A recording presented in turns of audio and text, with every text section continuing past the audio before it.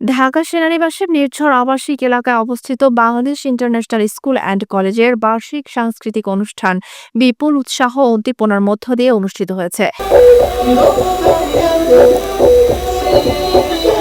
অনুষ্ঠানে প্রধান অতিথির আসন অলংকৃত করেন major general Mohammad Sajidur Rahman, এনডিইউ PSC সামরিক সচিব, বাংলাদেশ সেনাবাহিনী এবং বিশেষ অতিথি হিসেবে উপস্থিত ছিলেন ফাতেমা জোহরা। প্রধান অতিথি এবং বিশেষ অতিথি ছাত্রছাত্রীদের মনোমুগ্ধকর পরিবেশনা উপভোগ করেন এবং বিজয়ীদের মাঝে পুরস্কার বিতরণ করেন। প্রধান অতিথি তার বক্তব্যে সহ পাঠ কার্যক্রম এবং দেশীয় সংস্কৃতি সমৃদ্ধ করার বিষয়ে গুরুত্ব আরোপ করেন ও আশাবাদ ব্যক্ত করেন যে প্রতিষ্ঠানিক দেশ সহ বিশ্বাঙ্গনের সফলতার ধারা অব্যাহত রাখবে।